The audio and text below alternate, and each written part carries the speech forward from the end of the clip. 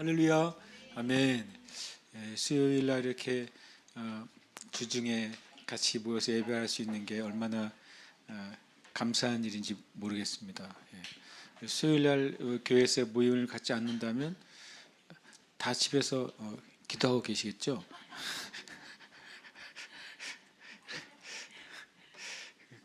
그러기 쉽지 않아서 주님이 최소한 신앙생활 열심히 한 분들은 최소한 수요일 날 드라마가 뭔지는 모르고 살아야 되지 않을까 생각했습니다. 이 시간에 함께 하신 여러분을 정말 축복합니다. 우리가 매일매일이 주님과 동행하는 삶, 또 매일매일이 말씀과 기도, 그리고 말씀과 기도의 증거와 역사가 나타나는 삶 사시기를 축복합니다. 아멘. 가끔 그런 분이 있었어요. 교회 다니는 사람들 맨날 예배만 하고 성경만 읽고 기도만 하면 무슨 재미로 사는지 모르겠다고 한 분이 있었어요. 그래서 제가 그랬어요. 그게 엄청 재밌는 건데요. 그랬어요. 그랬더니 믿을 수가 없다고 그러셨거든요. 그래서 제가 생각해서 말은 안 했지만 많은 성도들도 그렇게 생각해요.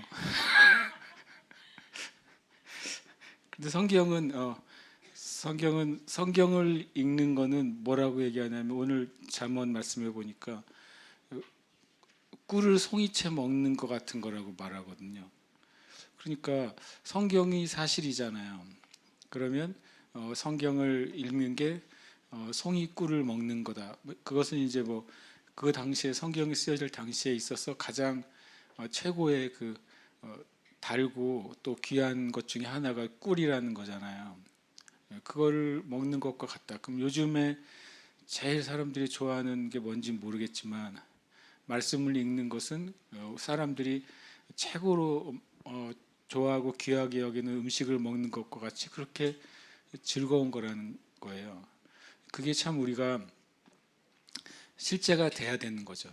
말씀을 읽는 게 정말 즐겁고 행복한 것이 되면 그것이 단순히 그냥 종교적인 생활에 푹 빠져 있다, 그런 차원이 아니라 진짜 말씀이 말하는 말씀을 우리가 경험하게 되는 것입니다. 저와 여러분이 말씀이 말씀하시는 말씀의 은혜와 맛을 경험하시기를 축복합니다. 아멘. 오늘 말씀은 사도행전 9장 32절에서 43절입니다.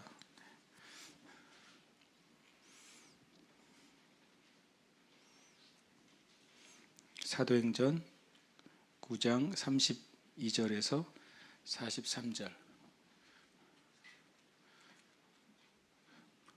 벽등이 꺼져 있는 것 같아요. 벽등을 켜주세요. 나는 왜 그런 것만 보이죠?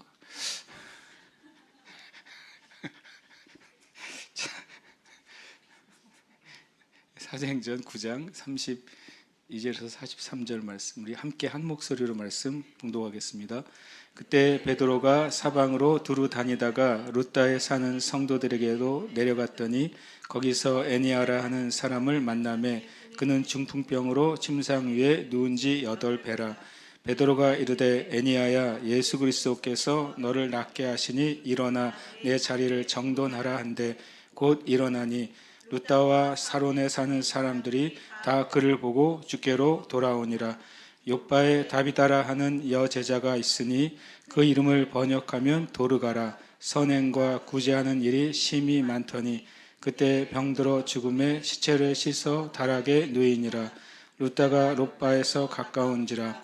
제자들이 베드로나 거기 있음을 듣고 두 사람을 보내어 지체 말고 와 달라고 간청하여 베드로가 일어나 그들과 함께 가서 이르매 그들이 데리고 다락방에 올라가니 모든 과부가 베드로 곁에 서서 울며 도르가가 그들과 함께 있을 때 지은 속옷과 겉옷을 다 내보이거늘 베드로가 사람을 다 내보내고 무릎을 꿇고 기도하고 돌이켜 시체를 향하여 이르되 다비다야 일어나라 하니 그가 눈을 떠 베드로를 보고 일어나 앉는지라. 베드로가 손을 내밀어 일으키고 성도들과 과부들을 불러들여 그가 살아난 것을 보이니 온 요파 사람이 알고 많은 사람이 주를 믿더라. 베드로가 요빠에 여러 날 있어 시몬이라 하는 무두장이의 집에서 머무니라. 아멘. 제가 성경 읽을 때 대화 장면을 이제 줄을 저는 치면서 읽거든요. 성경은 이제 한글 성경은 쭉 그냥 되어 있잖아요. 그래서 실제 이제 사람이 한 말, 그러니까 성경의 상황과 내용을 설명하는 말씀이 있고 실제 그 성경의 인물이 하는 말이 있잖아요. 그것을 이제 오늘 말씀도 치다가 와 대단하다 이런 생각이 들었어요. 오늘 32절에서 42절까지 중에 여기서 이제 어떻게 보면 이제 여기에 중요 인물은 누굽니까? 베드로잖아요. 예수님의 그 사도 베드로, 수제자이면서 정말 위대한 사도죠. 이 베드로가 하는 사역의 이제 일부를 보여주는데 이 32절에서 43절까지 적지 않은 이 내용 중에 베드로가 실제로 한 말은 엄청 짧은데 그게 다예요. 그게 다. 내용의 다. 베드로가 어디서 말을 하죠? 34절에 보니까 애니야야 예수 그리스도께서 너를 낫게 하시니 일어나 내 자리를 정돈하라. 끝. 이 문장 딱 하나 나요. 물론 말 많이 하셨겠죠. 하셨겠죠. 안 할수는 안 했겠죠. 그러나 성경에 너무 강력하게 이 한 문장인 거예요. 이 루다에서 일어난 사건, 그 사건을 그냥 한마디로 말하면 그냥 베드로의 말 한마디인 거예요. 애니야야 예수 그리스도께서 너를 낫게 하시니 일어나 내 자리를 정돈하라. 이 한마디에 그 애니야가 8년 동안이나 중풍으로 알아누워 있다고 했으니까 중증이라는 소리잖아요. 마비가 중풍이 왔을 때 대부분 한쪽이 마비가 되는데 한쪽 손과 한쪽 발 또는 한쪽 눈 또 어떤 경우는 입도 한쪽이 삐뚤어져 있잖아요. 이렇게 완전히 마비가 되어 있는 사람이 이 딱 한 문장에 성경은 벌떡 일어났다고 말합니다. 엄청 놀라운 말 아닙니까? 베드로는 성격상 좀 짧고 굵은가 봐요. 베드로 사도행전에 나온 거 보면 길게 제가 보기에 베드로의 말 중에 설교 외에 제일 긴 거는 아나니아 삽비라 죽일 때가 제일 길게 말하더라고. 그 외에는 짧아요. 미문에서 안진뱅이 일으킬 때도 뭐라고 말합니까? 은과 금은 내게 없지만 나사렛 예수 이름 일어나니 일어나 걸으라. 끝이야. 거기서 그 다음 앞뒤 말이 별로 없어요. 되게 독특한 캐릭터인 것 같아요. 다시 말하자면 많은 말씀을 하셨겠지만 성경은 정말 강력한 문장으로 하나님께서 베드로를 통해 역사하신 성령의 사역을 그렇게 보여줘요. 그리고 뒤에 있는 요바에서 일어난 사건은 양이 더 많은데 더 짧아요. 말이 더 짧고 강력해요. 몇 절에 있습니까? 몇 절에 있습니까? 없으니까 찾기도 힘들어요. 40절이 딱 하나입니다. 다비다야 일어나라. 이게 끝이야. 저는 이걸 묵상하다가 진짜 사도 베드로가 너무 뭐라 그럴까요? 이렇게 표현상 너무 진짜 멋있는 하나님의 사도구나. 말만 많고 아무 일 일어나지 않은 사람보다 진짜 선이 굵다고 느꼈어요. 정말 위대한 사도구나 이런 생각을 들었고 성령님이 얼마나 위대하신가 그런 마음도 듭니다. 그래서 이 두 문장 참 루다에서 한 문장, 요바에서 한 문장. 그것 때문에 어떤 일이 벌어졌냐면요. 35절 보시면 35절 같이 읽어볼까요? 시작. 루다와 사론에 사는 사람들이 다 그를 보고 주께로 돌아오니라. 베드로는 설교도 안 하고 집회도 안 하고 이 한 문장으로 그냥 그 도시가 끝났어요. 근데 보니까 또 42절 보세요. 읽어볼까요? 시작. 온 요빠 사람이 알고 많은 사람이 주를 믿더라. 여기서도 뭐 집회도 없고 설교도 없고 이 다비다야 일어나라 이 강력한 믿음의 선포 이것으로 사건이 벌어지고 이 두 도시에 이 룻다와 욥바의 두 도시에 엄청난 구원의 역사가 일어납니다. 그렇게 볼 때 초대교회 가운데 성령을 통해서 일어난 역사가 얼마나 강력했는지, 그리고 그 역사들이 그 도시를 어떻게 변화시켰는지를 보여주는 놀라운 역사 기록이죠. 이것은 우리가 바로 예수 그리스도의 사역이 초대교회 사도들의 사역과 동일했다는 사실을 보여주는 사건 중에 하나인 것입니다. 독특하게도 이제 예수 그리스도와 사도 베드로의 사역을 제가 보니까 크게 한 두세 가지의 공통점이 있는데, 하나는 두루 다니며라는 말이에요. 32절에 보니까 그때 베드로가 사방으로 두루 다니다가 이런 표현을 쓰잖아요. go about all 아니면 go whether인가요? through all 이렇게 돼 있어요. 그러니까 모든 지역을 다 다녔다는 소리가 됩니다. 그런데 그것이 주님도 그렇게 하셨어요. 마태복음 4장 23절에 보니까 예수께서 온 갈릴리에 두루 다니사 그들의 세상에서 가르치시며 라고 말합니다. 또 마태복음 9장 35절에서도 예수께서 모든 도시와 마을에 두루 다니사 그들의 회당에서 가르치시며 라고 말씀하세요. 마가복음 6장 6절에서도 이에 모든 촌에 두루 다니시며 가르치시더라.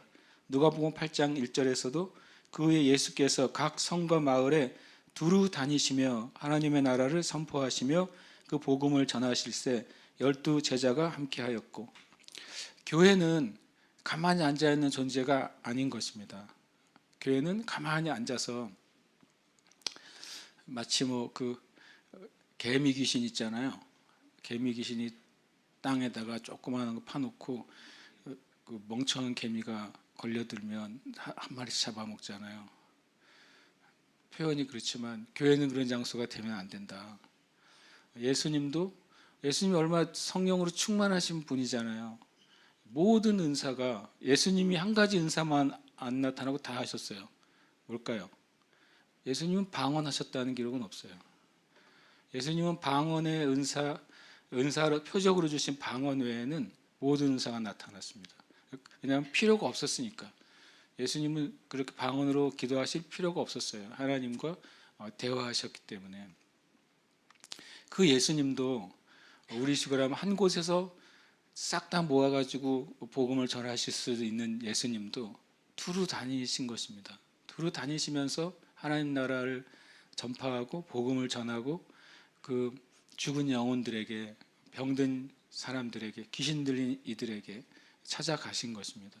사도들도 동일하게 두루 다니면서 복음을 전하고 병든 자를 살리고 죽은 자를 일으키고 하나님의 진리를 선포한 것입니다. 그러면 지금도 교회도 가만히 멈춰있는 교회는 본질적으로 교회가 아니라는 것이죠. 교회도 두루 다니면서 복음을 전해야 될 줄 믿습니다. 우리 교회가 있는 지역뿐만 아니라 하나님 우리에게 주신 이 제주 땅을 두루 다니면서 복음을 전해야 될 줄 믿습니다. 또 하나님이 또 말씀하시고 또 우리에게 마음을 주신다면 대한민국 어느 지역이든 두루 다니며 복음을 전해야 되는 줄 믿습니다. 주님이 또 우리에게 길을 넓혀 주셔서 열방에도 복음을 전하기 위해서 두루 다녀야 되는 줄 믿습니다. 우리가 마음에 꿈을 가져야 되겠어요. 두루 다니며 복음을 전하는 꿈을 꾸시길 축복합니다. 제가 청년 때 읽었던 책 중에 참 저의 생각의 틀을 바꿔주는 책이 하나가 있었는데 10분의 1 선교라는 책이었어요. 지금 읽혀지는지 모르겠지만 제 기억엔 조이 선교인가요? 거기서 나온 책이었는데 10분의 1 선교. 10분의 1 선교가 뭐야? 좀 10분의 1이 아니라 10분의 9 선교해야 되는 거 아니야? 그러면서 그 책을 펼쳤는데 그 책이 참 재밌는 컨셉이었어요. 뭐냐면 많은 그리스도인이나 교회가 이 복음을 전하고 지역사회뿐만 아니라 다른 지역, 다른 문화권, 다른 나라의 복음을 전하는 것은 목회자나 선교사나 특별한 사명을 가진 사람이 하는 하나님의 일이라고 생각한다는 거예요. 그런데 그 10분의 1 선교는 이렇게 말합니다. 우리의 삶 가운데 우리가 하나님의 마음을 안다면 우리의 인생에서도 10분의 1을 떼어서 복음을 전하기 위해 또는 선교를 위해 우리가 얼마든지 드릴 수 있지 않겠냐 하는 것입니다.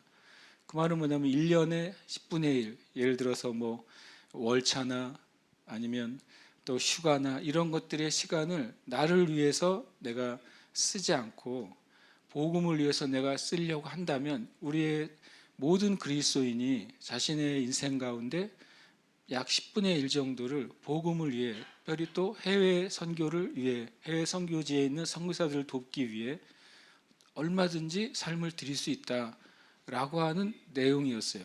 굉장히 제가 그 책을 20대에 읽으면서 그렇지, 선교라는 거 하는 것은 선교사님들만 하는 것이 아니구나.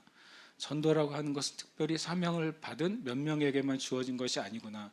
성경은 분명히 너희가 온 천하에 다니면서 만민에게 복음을 전하라고 말씀하셨고, 사도행전 1장 8절의 말씀은 사도들에게만 주어진 명령도 아니고 초대교회에 해당되는 명령도 아니고 이후에 오는 이 땅의 교회 사역자나 선교사들에게만 해당되는 명령이 아니라 분명히 모든 그리스도인에게 해당되는 명령이라면 우리가 주님 앞에 마음을 바꾸면 하나님은 얼마든지 우리를 하나님의 그 복음의 자리로 이끌어 주시겠구나 하는 생각을 갖게 됐어요. 그러고 보니까 예수 그리스도와 베드로의 사역, 또 예수 그리스도와 초대교회 사역의 공통점 중에 하나가 바로 이거더라고요. 두루 다니며. 참 은혜로운 제가 문장이었어요. 두루 다니는 것. 또 한편으로는 우리 교회 성도들이 각자 직장과 삶의 터전이 다르잖아요. 결국엔 우리 교회도 두루두루 퍼져 있는 것이죠. 그럼 먼저 내가 속한 곳 가운데 내가 어떻게 복음의 빛을 발할 수 있을까라고 하는 사실을 우리가 주님 앞에 깊이 생각해 볼 필요가 있는 것입니다. 때로는 어떤 사람이 진지하게 식사 시간에 기도하는 것만으로도 복음이 전해지는 통로가 열리는 그런 간증을 들은 적도 있어요. 전에 한번 애써 기도 운동에 가서 그 집회 때 무슬림권에서 예수님을 믿은 한 자매님이 나와서 간증을 하시는데, 완전 무슬림의 이제 100% 무슬림 집안에서 기적적으로 예수님을 믿게 돼요. 기적적으로 예수님 믿게 된 이유가 뭐냐면 자기가 다니는 대학에 식사 시간에 꼭 어느 여학생 하나가 남들 안 하는 짓을 한다는 거예요. 식사 시간에 무슬림처럼 기도하지 않고 뭔가 고개를 숙이고 혼자 뭔가를 중얼중얼 한참 하고 밥을 먹더래요. 처음엔 관심이 없다가 그 여학생 계속 보는데 계속 그 사람만 보일 거 아니에요. 한번 이상하니까. 매 식사 때마다 뭔가를 되게 진지하게 고개를 숙이고 중얼중얼 대더라는 거예요. 그래서 그 여학생에 관심을 갖고 결국엔 그 여학생이 그 아랍의 대학 가운데 예수님 믿는 그리스도인이었던 거죠. 그래서 그 자매를 통해서 예수님을 믿게 돼요. 그리고 엄청난 많은 핍박을 통과한 후에 정말 죽음의 고비를 몇 번 넘기고 이제 아랍권에서 이제 어떻게 보면 서양권으로 탈출을 하게 되고 예수님을 전하는 삶을 살게 돼요. 그래서 제가 생각했어요. 야, 그 자매는 전도하려고 기도한 건 아니었잖아요. 그런데 자기의 신앙의 고백, 내 삶에서 내가 예수님 믿는다는 고백을 한 것뿐이잖아요. 식기도가 뭐 고백이라고 말할 수도 있지만, 여러분 생각해 보면 식기도가 은근히 고백이 됩니다. 우리가 식기도가 힘들 때는 숟가락을 집으면서 고개를 내렸다가 올리는 순간에 기도할 수 있는 게 우리잖아요. 집으면서 기도하고 올리고자. 굉장히 짧고 굵게 기도할 수도 있는 우리잖아요. 근데 만약에 내가 예수 그리스도를 믿는 하나님의 자녀고 이 작은 식사 한 끼가 하나님이 나에게 주신 은혜라고 믿는다면 진심으로 감사해야 되잖아요. 내 돈 내고 내가 먹는 것 같지만 우리에게는 모든 것이 하나님으로부터 왔으니까 그게 빵 한 조각이든 뭐 햄버거 하나든 뭐든 주님께 진심으로 감사하고 먹는다면 하나님은 그것조차도 우리의 삶에 두루두루 행하는 것 가운데 하나님의 복음의 빛을 비추실 수 있는 것입니다. 그래서 우리가 우리의 삶 가운데 고민할 필요가 있다는 거예요. 제 말은요. 그리스도인은 내가 내 삶에서, 내 처지에서, 내 상황에서 내가 이미 빛이고 소금이라고 주님이 말씀하셨는데 그냥 내 삶이 어떻게 하나님의 영광을 드러내는 빛이 되게 할 수 있는가 고민해 볼 필요가 있죠. 그리고 성령님의 인도가 있으면 우리가 순종할 필요가 있는 것입니다. 그때 하나님이 전도의 문을 열어주실 것이고 전도할 기회를 주실 수도 있고, 또 때로는 우리의 진실한 모습을 통해서 하나님을 떠났던 사람들이 하나님을 다시 기억하게 될 수도 있는 것입니다. 하나님을 떠나서 또 믿음을 잃어버리고 때로는 낙심하고 있던 누군가가 내 주변에 진실로 예수님을 믿고 하나님을 믿고 믿음으로 살아가는 사람이라는 사실을 만났을 때 그가 아무 말을 하지 않더라도 주님은 우리를 통해 빛을 비추실 수 있는 것입니다. 그래서 저는 이 두루 다니다는 거 하는 말이 참 은혜롭게 느껴졌어요. 또 오늘 우리가 전에 읽었던 사도행전 8장에도 그 흩어진 사람들이 두루 다니며 복음의 말씀을 전할세라고 말합니다. 그러니까 핍박 중에서도 초대교회 성도들은 두루 다니며 복음을 전했던 것입니다. 나중에 사도 베드로가 고넬료 가정에 들어가서 설교할 때도 이렇게 말합니다. 사도행전 10장 38절에 하나님이 나사렛 예수에게 성령과 능력을 기름 붓듯 하셨음에 그가 두루 다니시며 선한 일을 행하시고 마귀에게 눌린 모든 사람을 고치셨으니 이는 하나님이 함께 하셨습니다. 베드로의 눈에 예수님은 어떤 분이셨냐면 성령과 능력이 충만한 분이셨는데 두루 다니시면서 복음을 전하셨던 분이라고 고넬료 가족에게 예수님을 소개하고 있는 것입니다. 두루 다닌다고 하는 건 정말 의외로 쉽지 않은 일입니다. 부지런해야 돼요. 성실해야 돼요. 건강해야 돼요. 하다못해 세상의 영업사원도 가만히 앉아만 있으면 영업이 되겠습니까? 두루 다니는 영업사원이어야 큰 일들이 일어나지 않겠습니까? 제가 예전에 이제 어느 특정 인물을 말하면 안 되겠지만 제주에 있는 어느 한 목사님과 교제를 하는데 그 목사님이 수도권에 있는 큰 대형 교회에서 부목사 생활을 했어요. 근데 이제 3년 동안 있는데 아침에 일어나서 저녁까지 하루 종일 신방만 시키는 거예요. 교회가 대형 교회니까 교구가 엄청 많으니까. 그럼 아침에 일어나서 그날 신방할 리스트를 쫙 받고 그냥 하루 종일 운전하고 신방하고 하다가 오면 저녁이야. 그리고 그걸 3년을 한 거예요. 3년을요. 그런데 그게 하다 보니까 정말 나는 누구 여기는 어디 이렇게 되지 않겠어요? 그러니까 어느 날 되게 힘들더래요. 내가 부름 받아서 목사가 됐지만 마치 뺑뺑 도는 것 같은. 그래서 그렇지만 이제 교회에 이제 그런 이제 사역의 기준이 있으니까 그러면서도 했는데 어느 계기에 의해서 그게 참 하나님이 사용하실 수 있는 통로라는 사실을 깨닫게 됐대요. 그게 언제냐면 매번 이제 얼마 전부터 교회를 안 나오는 신자가 있었던 거예요. 전화를 했더니 안 받아요. 또 해도 또 안 받고, 전화를 해서 통화가 되면 엄청 쌀쌀맞게 기분 나쁘게 말을 하고 끊고. 그러니까 이제 보고를 하잖아요. 이분은 전화를 해도 안 받고 통화가 돼도 굉장히 좀 냉랭하고 그리고 마음이 떠났고 좀 어려울 것 같습니다. 그랬더니 위에서는 또 계속 하라고 하는 거죠. 그러니까 굉장히 좀 힘들었어요. 그래서 한번 찾아가 봐야 되겠다. 그러고서 찾아간 거예요. 찾아가서 그 앞에 가서 아파트에서 문을 똑똑 두드렸는데 아무 반응도 없는 거죠. 그래도 한 번만 두드리면 우리나라는 좀 아쉽잖아요. 또 두드렸는데도 반응이 없는 거예요. 근데 느낌에 사람이 있는 것 같은 거 있잖아요. 있는데 벌써 눈치채고 안 나온 척 안 하는 거예요. 그리고 돌아서려고 하는데 마음에 그래도 한 번 더 두드려 봐야 되겠다라는 그런 감동이 있었던 거예요. 그래서 이렇게 두드렸어요. 또 두드리니까 그때 거기서 조그맣게 소리가, 사람 움직이는 소리가 들리더니 문을 열어줬어요. 왜 오셨냐고.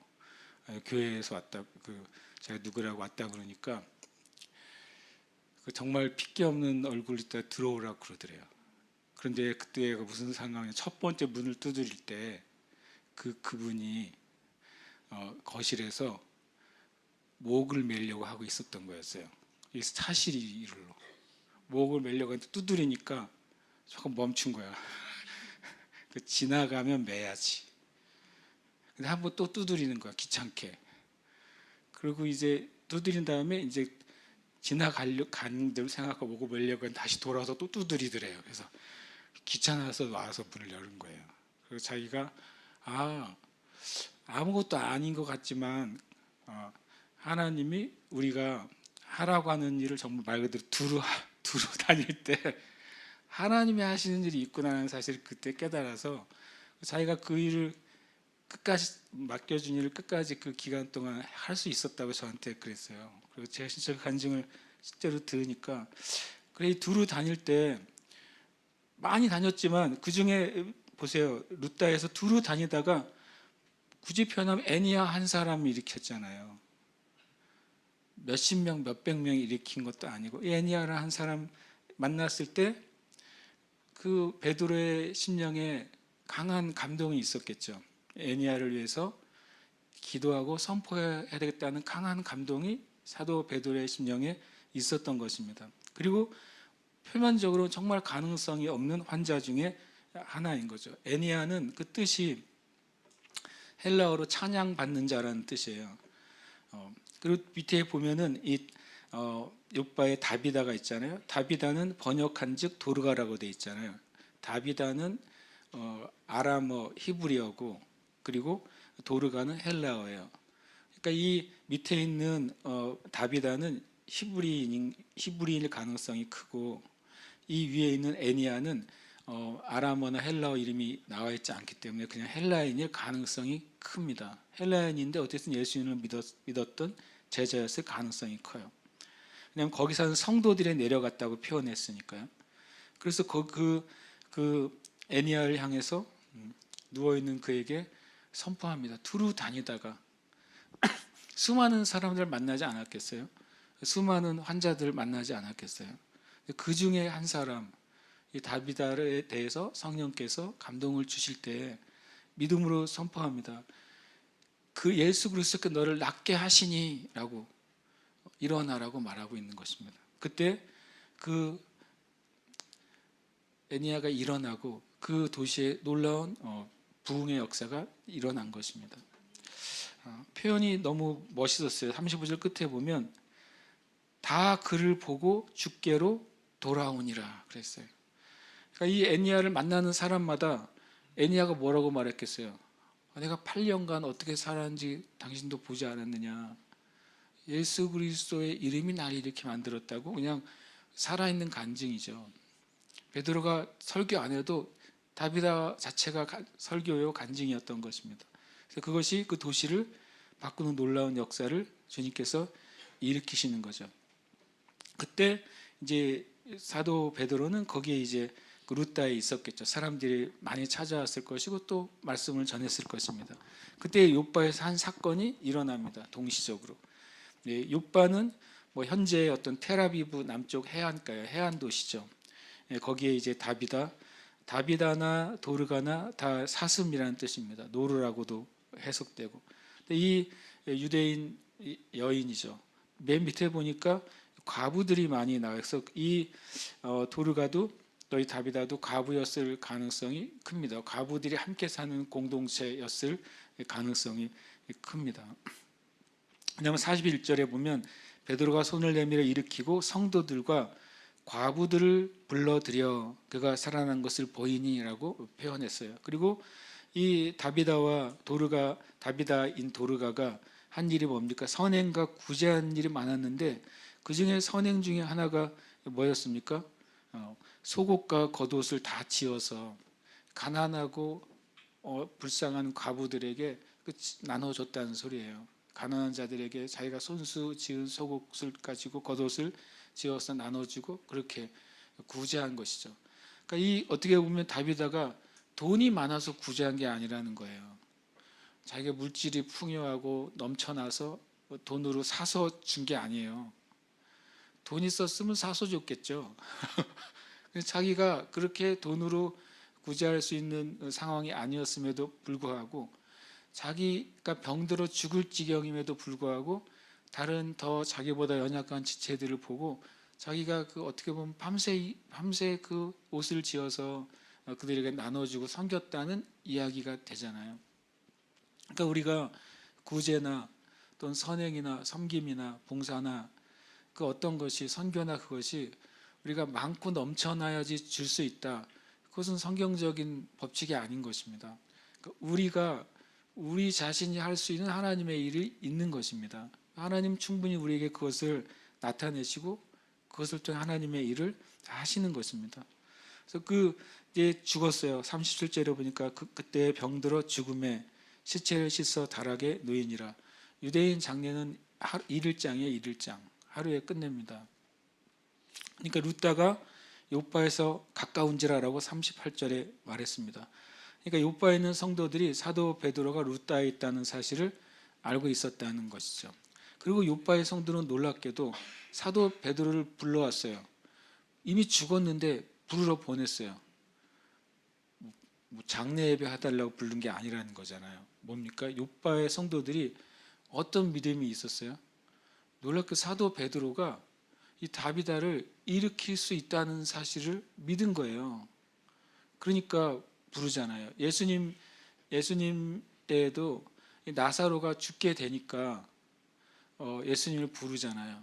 근데 불러서 예수님이 좀 늦게 가셨더니 뭐라고 말합니까? 내가 보기엔 욥바의 성도들이 나사로의 누이보다 더 믿음이 좋은 것 같아. 뭐라고 말?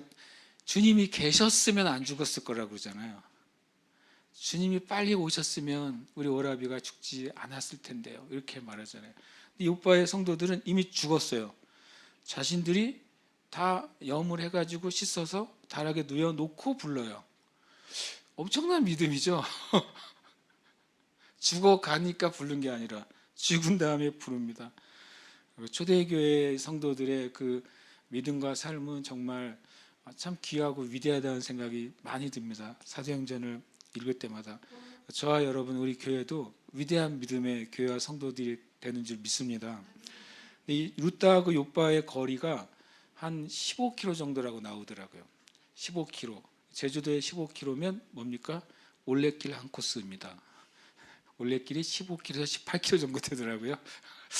한 4시간 열심히 걸으면 4시간 정도면은 갈 수 있는 거리니까 다비다를 이렇게 씻어서 눕혀놓고 사도 베드로를 불러오라는 겁니다. 이 과부들이. 그러니까 누가 열심히 이 15km니까 뭐 4시간이 아니라 2시간 안에 갔겠죠. 얼마나 급한 걸음으로 갔겠습니까? 그 얘기를 듣고 39절에 보니까 베드로가 일어나서 그들과 함께 가서 이릅니다.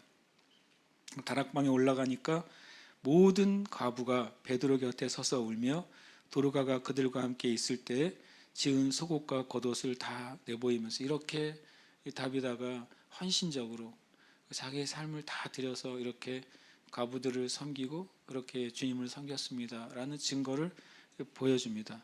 베드로가 40절에 본 사람을 다 내보내고 무릎을 꿇고 기도합니다.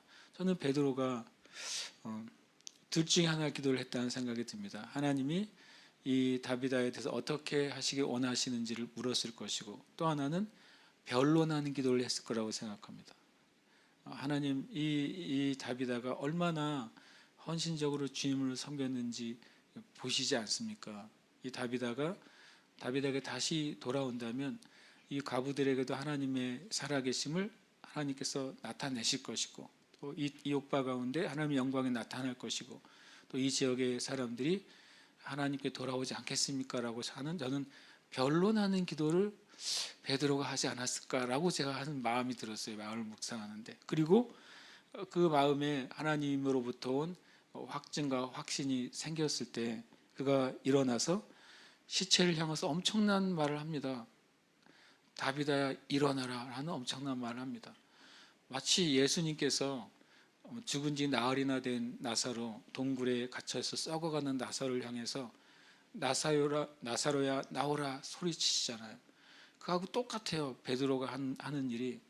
그러니까 사도 베드로나 초대교회 성도들은 정말 예수님이 하신 걸 그대로 행한 것이죠. 예수님이 나를 믿는 자는 내가 한 일도 할 것이고 똑같이 합니다. 나보다 더 큰 일도 할 것이다 라고 말씀하신 대로 성령이 충만한 초대교회와 사도들과 성도들은 예수님이 하신 일을 했던 것입니다.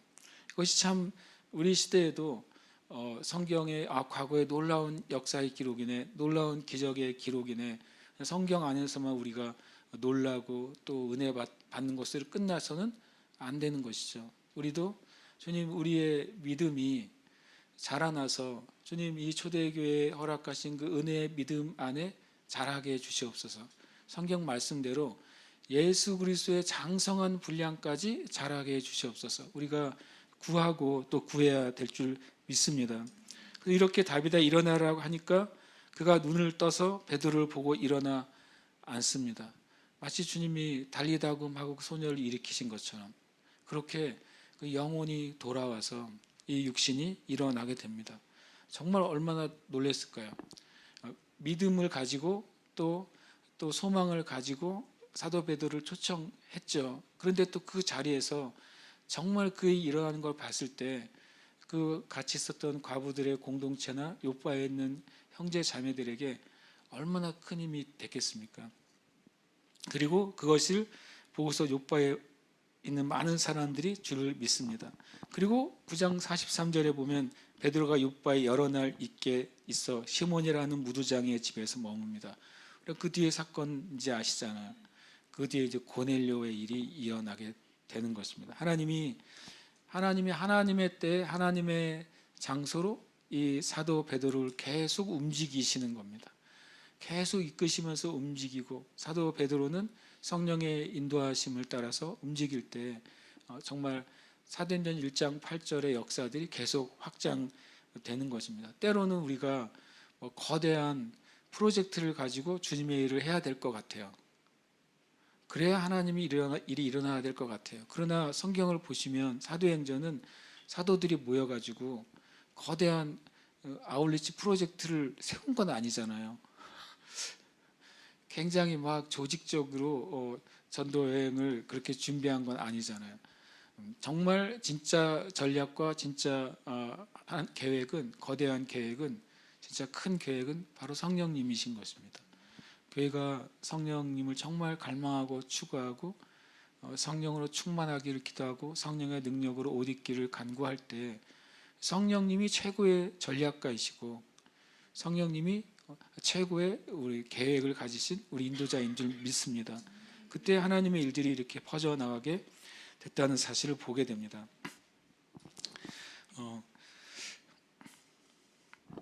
치유와 기적의 목적을 우리가 좀 볼 필요가 있습니다. 치유와 기적의 목적이 의미가 있다면 그러면 지금도 우리가 치유와 기적을 위해서 기도해야 될 필요가 있는 것입니다. 치유와 기적이 초대교회만 일어나고 끝나는 것이라면 우리는 굳이 구할 필요가 없습니다. 그러나 치유와 기도의 목적, 기적의 목적이 지금도 의미가 있고 유효하다면 우리는 구하고 또 하나님의 나라가 임하도록 기도해야 될 책임도 있고 또 우리의 의무도 있는 것입니다. 치유와 기적의 첫 번째 목적은 하나님이 행하셨다는 것을 드러내는 것이 치유와 기적입니다. 왜냐하면 마음속에서 어떤 일이 일어난 일들은 그냥 내가 기도하면서 받은 감동이에요 라고 말할 수도 있어요. 물론 하나님이 행하셨음에도 불구하고 그렇게 말할 수 있습니다. 누가 나에게 복음을 전해서 내가 예수님 믿은 것도 기적이죠. 그래서 그것은 내가 어느 집사님이, 어느 권사님이, 어느 장로님이, 어느 전사님, 목사님 때문에 내 예수님 믿었어요 말할 수 있는 것입니다. 치유와 기적은 다릅니다. 치유와 기적은 하나님이 행하셨습니다라는 말 밖에는 실현할 수 없는 것입니다. 하나님이 누구를 통해서 나를 고쳐주셨어요라고 말할 수밖에 없는 것이죠. 그래서 치유와 기적은 하나님이 행하셨다는 것을 가장 명확하게 그리고 반박할 수 없게 드러나는 증거입니다. 사도행전에서도 미문에 앉은 그 안전매가 일어났을 때 그 바리새인들이 공회에서 뭐라고 말합니까?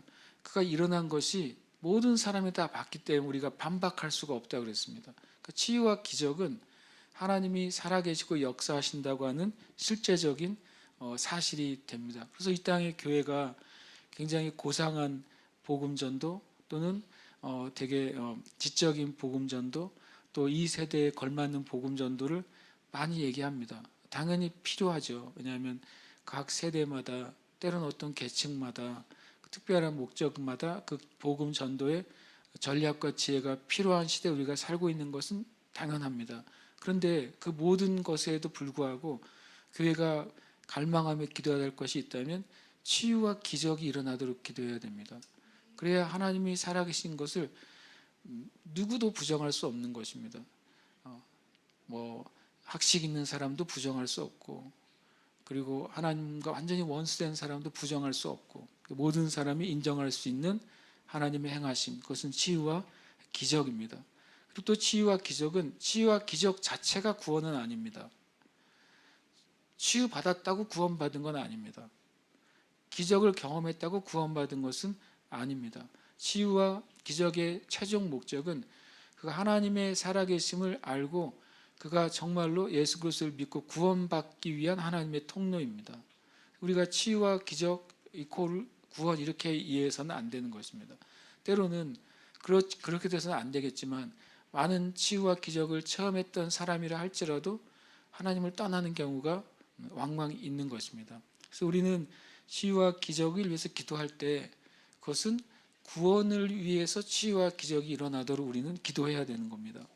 그리고 바로 치유와 기적은 사람들에게 복음을 전할 수 있는 문을 활짝 열어줍니다. 그래서 정말 중요한 하나님의 역사가 되는 것이죠. 사람들이 하나님이 역사하셨는 증거를 봤을 때 그것을 통로로 사용된 성도나 사역자가 하는 그 복음의 진리를 받아들일 수 있게 되는 겁니다. 복음에 대한 수많은 저항이 있잖아요. 이 세대는요.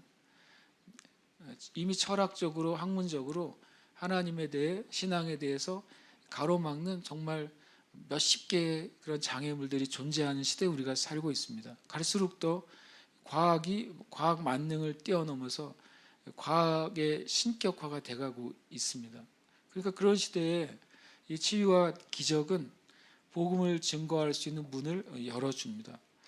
우리가 함께 기도할 텐데 이것을 위해서 주님 초대교회에 주님 사도 베드로처럼 또 후에 사도 바울처럼 또 많은 믿음의 사람들처럼 빌립처럼 그렇게 하나님이 역사하시는 증거가 초대교회에 정말 가득했는데 주님 이 시대에도 그 일이 지금도 일어나고 있죠. 당연히. 그렇지만 가득하게 일어나는 것을 우리가 보고 싶은 것입니다. 그것도 하나님의 살아계심이 누구도 부정할 수 없게 되고 그것을 통해 구원의 문이 열리게 되고 그 치유와 기적을 통해 사람들이 복음에 귀를 기울이고 진정한 거듭난 신자로 되도록 주님 이 시대에 또 이 교회에 우리의 삶 가운데 치유와 기적의 역사를 부어 주시옵소서. 우리가 기도하겠는데요. 마가복음 16장 20절 말씀 읽고 기도하겠습니다. 마가복음 16장 20절 말씀입니다.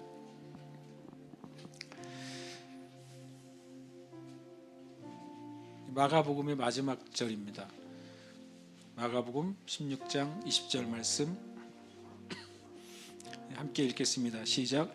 제자들이 나가 두루 전파할세 주께서 함께 역사하사 그 따르는 표적으로 말씀을 확신히 증언하시니라. 아멘. 왜 하나님께서 역사하시는 이유를 보여줍니다. 하나님께서 하나님의 증언은 이미 말씀은 하나님의 증언이죠. 이제 말씀이 우리에게 주어진 다음에 교회를 통해 성도들 통해 행하신 하나님의 증언은 바로 하나님의 역사인 것입니다. 치유와 기적이 하나님의 증언의 일부가 되는 것입니다. 그것이 일어나기 위해서는 제자들이 나가 두루 전파할세 우리의 삶이 하나님의 영광을 드러내는 삶, 우리의 삶이 빛과 소금으로서 복음을 증거하는 삶 이렇게 될 때 그때 치유와 기적이 따라온다고 그랬습니다. 그 따르는 표적이라고 말씀하셨습니다. 그래서 우리의 삶 가운데 주님 내가 빛으로 소금으로 주님 앞에 내 삶을 드립니다. 나를 통해 하나님이 살아계신 증거 치유와 기적과 표적을 나타내시옵소서. 또 구체적으로 기도해야 되겠습니다. 성경에 치유와 기적이 일어나는 통로는 첫 번째는 치유의 은사는 치유와 기적이 일어나는 통로입니다. 그 다음에 이 사도 베드로는 치유의 은사가 아니라 믿음의 은사였어요. 믿음의 은사로 선포한 것입니다. 예수 그리스도께서 너를 낫게 하시니 일어나라고 말하는 것입니다. 기도하고서 사도 베드로에게 이 여인을 살릴 수 있는 믿음이 충만하게 부어진 것입니다. 그래서 그를 향해서 감히 고백한 것입니다. 다윗아 일어나라. 이것은 믿음의 역사입니다. 믿음의 은사는 치유와 기적을 나타내는 놀라운 통로입니다. 또 하나는 능력 행함의 은사입니다. 능력 행함의 은사, 그것은 엘리야에게 주님이 주셨어요. 능력을 행하는 선지자로 불러주셨어요. 이런 치유의 은사, 믿음의 은사, 능력 행함의 은사가 교회 안에 가득하게 하시옵소서. 그리고 무엇보다 복음이 증거될 때 치유와 기적과 표적이 따라오는 것이 성경의 말씀입니다. 주님이 교회가 주님 복음을 증거하는 교회 되게 하시옵소서. 우리가 이 시간 합심해서 하나님 치유와 기적과 표적이 구원을 위해 복음 증거를 위해 허락하여 주시고 풍성하게 하여 주시고 우리 자신이 그 거룩한 통로가 되게 하여 주시옵소서. 기도하겠습니다.